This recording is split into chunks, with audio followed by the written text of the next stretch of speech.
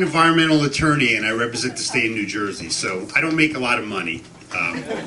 So I have to, and I have a family, I have to play some tricks on the side to get by, and one of them is that I shop in thrift stores.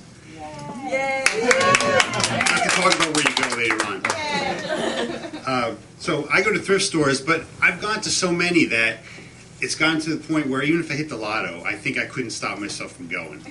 Because anybody that goes to a thrift store knows that 99% of the stuff is junk, and 99% of the stuff that isn't junk doesn't fit you. But that 1% of the 1% is what you live for, and it just makes it a lot of fun. So my favorite thrift store is a place in Paterson, New Jersey. Anybody from Paterson? All right. Paterson is a tough town. The thrift shop there, the Salvation Army, is between the Great Falls, which is worth seeing if you're ever in the area, especially after rainfall, and a neighborhood where my next door neighbor, who was a bread truck man, got his head blown off at close range by a couple of teenagers on his route. Coincidentally, I used to drive a milk truck in the same neighborhood, and I survived it. I could see where that would happen to him. But I was there one day shopping and going through the racks, and the 1% jumped out at me, and I said, okay, those are 3 nice shirts.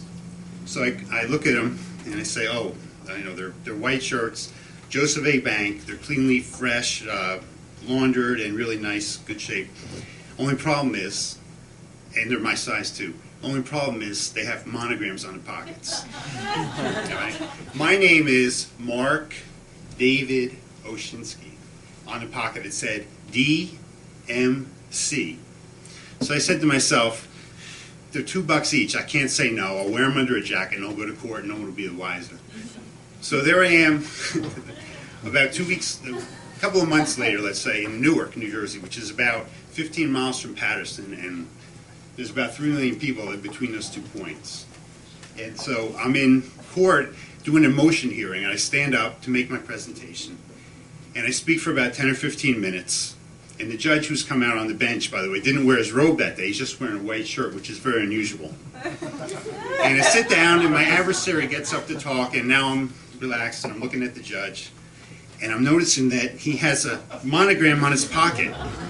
And I say, that's strange. It's not only a monogram, it's the same 3 letters as on my shirt, and the same style. And I think of his name, Donald M. Kavanaugh, DMC. So he gets done listening to their presentation, and he says to me, just like your father does when he's pissed off, "Deputy, come in here, I have to talk to you." So I get up, and I follow him into the chambers. And this is very unusual, by the way. This doesn't usually happen. I think he's seen my shirt when I was waving my arms. I said, he's going to tie into me. So he gets me in there, and we're standing chest to chest, and I'm thinking, same height, same size. And I'm looking at his pocket, it's exactly the same shirt. And I say, this can't be. So I fold my arms across my chest like this. And he's talking to me for minutes at a time. Okay, here's how I see it. You do this, you're saying this, they're saying that.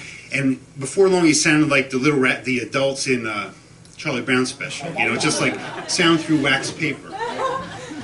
And I have my hands over my chest. He goes, "You got all that?" And I said, "Yeah, I got all that." So he sends me out. He says, "Oh, one more thing. Nice shirt."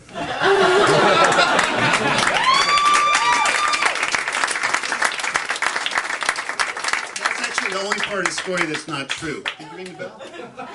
Okay, so I get back to my office that day, and I go to my desk, and I work till closing time and beyond. And I'm thinking, okay, I got to go to the bathroom, but I don't want to put my jacket on. So I go to the bathroom. I come back, and I hear this guy yell down the hallway, "Hey, Mark! Hey, Mark!" And I act like I don't hear him. But he's yelling so loud I have to stop.